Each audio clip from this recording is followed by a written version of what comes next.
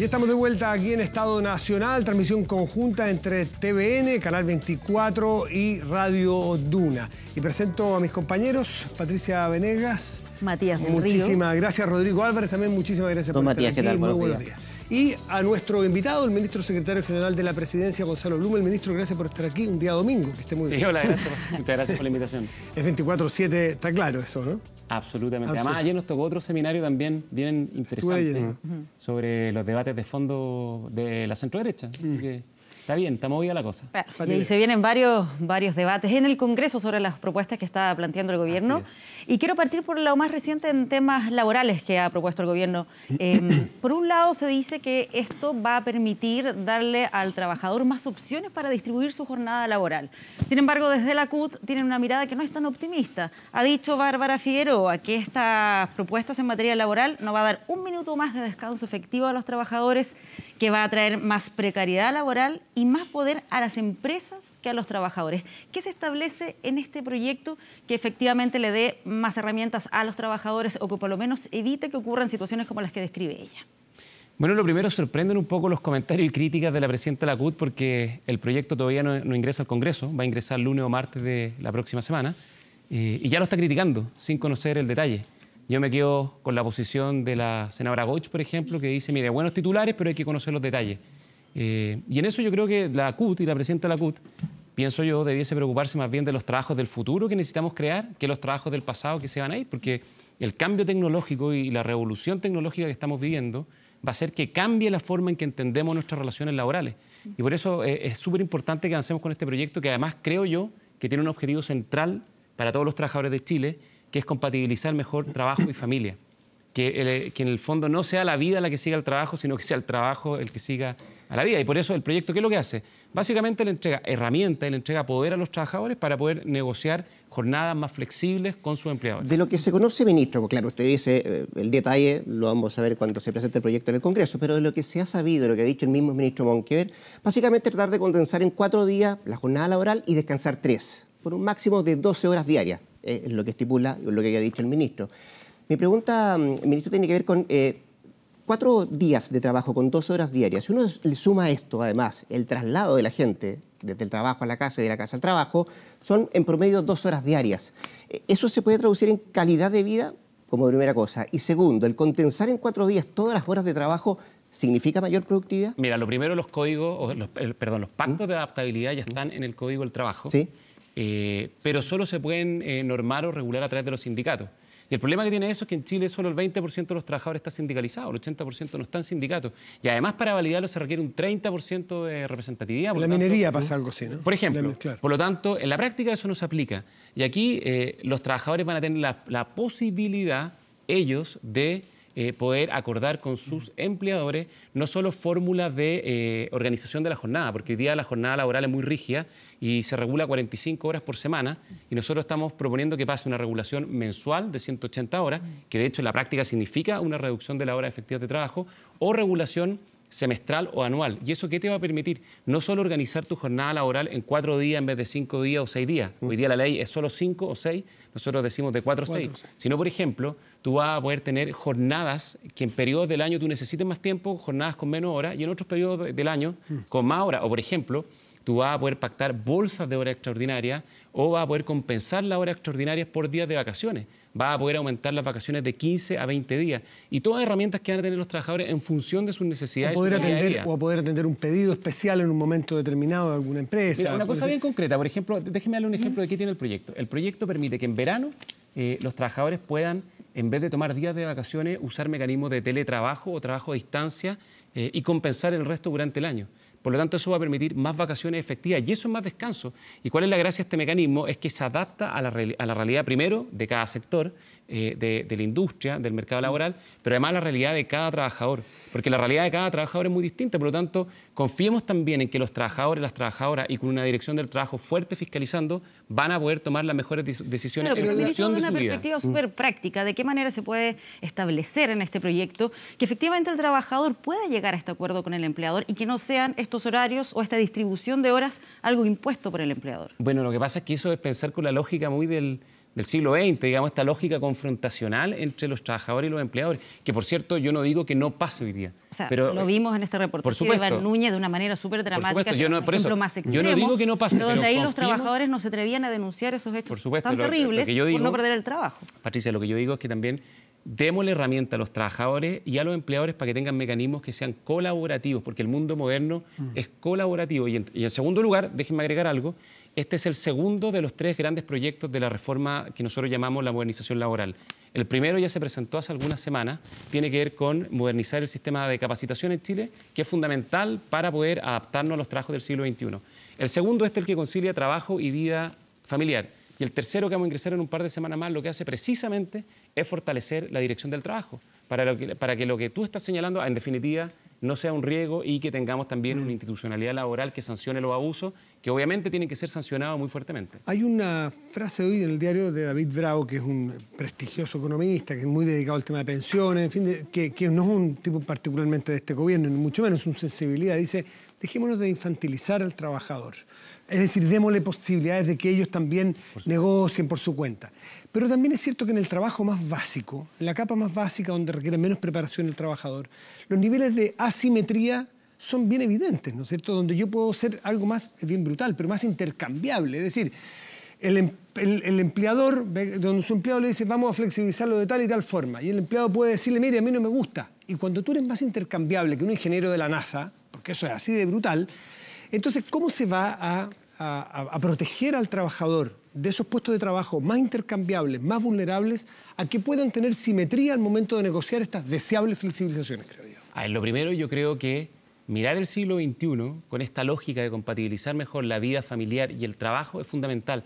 ¿Y sabes por qué? Porque hoy día, además, tenemos un mundo que en materia laboral ha cambiado. Ya no es como el siglo XX donde los hombres trabajaban y las mujeres están en la casa. Hoy día hay corresponsabilidad y todos tenemos que hacernos cargo de las responsabilidades laborales y familiares.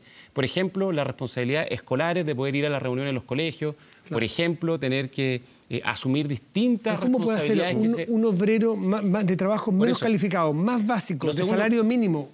¿Cómo puede tener esas posibilidades de decir, jefe, voy a ir a la reunión escolar, voy a quedarme en el teletrabajo, fíjese que me gusta negociar con usted mano a mano? No hay simetría en esos cargos. ¿Cómo se puede proveer de esa simetría? Bueno, lo segundo, Matías, es que si uno mira los estudios que hay de relaciones laborales en Chile, la ENCLA, por ejemplo, muestra que en general no es la polarización y el conflicto la regla general en el mundo de las empresas. Los reclamos tienen que ver más bien con los sueldos que son bajos o que no son lo suficientemente altos, o tiene que ver con la falta de flexibilidad. Y eso es lo que hace el proyecto. Y por lo mismo lo que tenemos que hacer es procurar entregar estas herramientas con una institucionalidad laboral que cautele y protege los derechos de los trabajadores. Por eso, reitero, el tercer proyecto de la modernización laboral que vamos a ingresar en algunas semanas más tiene que ver precisamente con fortalecer la dirección del trabajo. Fíjate tú que ¿quiénes han salido a respaldar este proyecto? Tú mencionaste, por ejemplo, a David Bravo, que es más bien de sensibilidad opositora al gobierno históricamente. Sí. Yo no conozco por quién vota, pero, está bien, pero es más bien cercano a lo que uno diría era la concertación. Andrea Repeto, que es más bien vinculada a la izquierda. Joe Ramos, que es un economista muy prestigioso, también vinculado al mundo de la concertación. Por lo tanto, en eso, el llamado a la oposición, y en particular a los sectores de izquierda, del Frente Amplio, del Partido Socialista, es que abandonen esta actitud permanentemente crítica o criticona más bien y permanentemente obstructiva de que antes de leerse los proyectos, que es una cuestión increíble, ya están despotricando y diciendo que todo es malo y que nada funciona. Porque además yo les quiero decir algo. Este proyecto, al igual que... fíjese usted lo que ha pasado la última semana, súper importante. Presentamos esta semana la modernización laboral. La semana pasada la reforma de la salud, FONASA e ISAPRE. La próxima semana vamos a votar pensiones. Son todos los proyectos que forman el corazón de nuestro programa de gobierno. Estaban en el programa, fueron validados por la ciudadanía en la elección presidencial. Por lo tanto, creo yo que en democracia lo que corresponde es que ellos entiendan que este es un debate que tiene legitimidad y que el gobierno tiene todo el derecho de sacarlo adelante. Vamos a pasar a otros temas, pero déjeme terminar algo a propósito de las críticas que hemos escuchado. ¿No es un proyecto antisindicatos este? Como primera cosa. Y segundo, ¿usted garantiza al gobierno que no se van a perder derechos laborales? Bueno, absolutamente lo que buscamos es darle más herramientas y derechos a los trabajadores, derechos para negociar jornadas que sean más apropiadas para su realidad. Y de manera individual, además. Lo que pasa es que la reforma de la presidenta Bachelet es una reforma que atacó fundamentalmente, ¿qué cosa? Los derechos colectivos del trabajo. esta aborda los derechos individuales y ambos los tenemos que compatibilizar. A nosotros también nos interesa que haya sindicatos que sean fuertes, que representen bien a los trabajadores. ¿Representa bien las ideologías de cada uno de los dos gobiernos? De Bachelet, lo colectivo y yo creo que eso es una individual. caricatura, porque... No, pregunto yo. Por eso, no, yo creo que es una caricatura porque a nosotros como sector político y a nosotros como gobierno también nos interesa tener buenos sindicatos, pero por supuesto que nos interesa que los trabajadores tengan herramientas efectivas para poder tener mejores jornadas y mejores empleos. Por lo tanto, son las dos cosas. Y lo segundo, vuelvo al tema de la reforma. La modernización laboral, la reforma a la salud, la reforma a las pensiones, son el corazón de nuestro programa y son reformas muy orientadas hacia la clase media. Si ustedes se fijan, abordan las principales aspiraciones y prioridades ciudadanas, especialmente la clase media.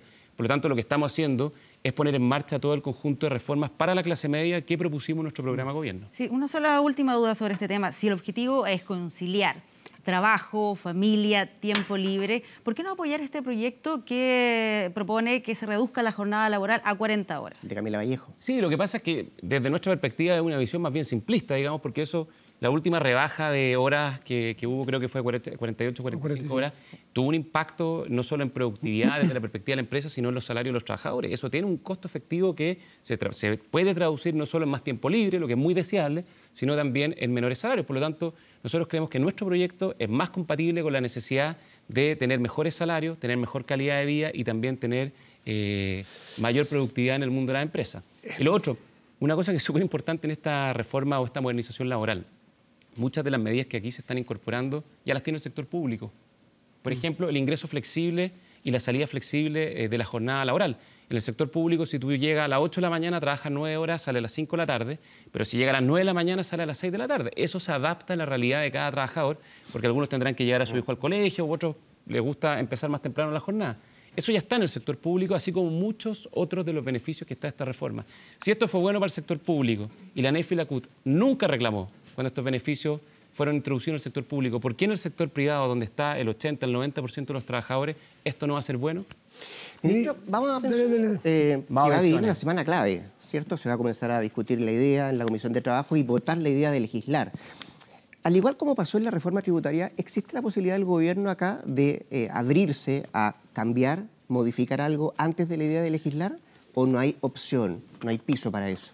Mira, lo primero, el gobierno ha estado siempre abierto a recoger planteamientos y posturas, no solo de la oposición, sino también de Chile Vamos. Lo hicimos en la discusión de la modernización tributaria, pero yo creo que no hay que perder el foco, porque lo que vamos a votar esta semana vence el plazo de la urgencia de la reforma de las pensiones. El día jueves 7 se vence el plazo de la urgencia y por lo tanto nosotros le pedimos a la comisión y al presidente de la comisión, que es quien fija la tabla, que vote la idea de legislar. Y después, bueno, él emitirá su voto a favor, en contra, es una decisión de él.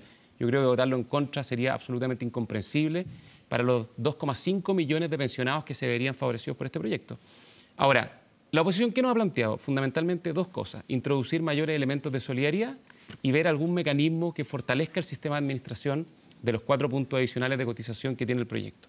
Nosotros hemos dicho que estamos abiertos. Por lo tanto, lo que creemos que corresponde es que se vote la idea de legislar y pasemos a la discusión de detalles, que es la discusión artículo por artículo y, no antes. Y de las indicaciones. Es que la práctica legislativa y parlamentaria indica que la idea de legislar es las ideas generales del proyecto.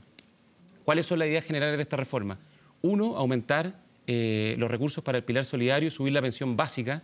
Hoy día está en torno, escuché a Pancho Vidal decir 103.000 pesos, yo le digo a mi amigo Pancho, que es bueno para los números, las cifras, que es 107.000 pesos y que no va a subir a 117.000 pesos, va a subir progresivamente hasta aumentar un 50% y llegar en torno a los 160.000 pesos.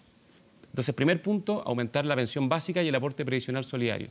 Segundo punto, crear un nuevo pilar solidario, y esto es importante, vuelvo al tema de la clase media, para las mujeres y para la clase media. Hoy día ellos están fuera de los beneficios en materia de pensiones. Este proyecto crea beneficios para aumentar las pensiones, apenas se apruebe la reforma, para las mujeres y para la clase media. Una mujer, por ejemplo, de clase media, que haya cotizado alrededor de 35 años, puede aumentar su pensión en hasta 100.000 pesos una vez que se apruebe este proyecto. Y además tiene otros beneficios, como por ejemplo, crea un seguro de dependencia física para todos los adultos mayores que están con dependencia severa, entre 80 y 100.000 pesos para el cuidado de los adultos mayores postrados. Estamos hablando de 135.000 adultos mayores que se verían favorecidos. Entonces, la pregunta es si estamos votando la idea de legislar, que son como las ideas generales del proyecto, ¿están en contra de estas tres cosas? ¿No les parecen estas tres cosas? Y el cuarto elemento, que es subir la tasa de cotización de 10 a 14%, y eso lo van a pagar los empleadores. están en contra de esa idea en general.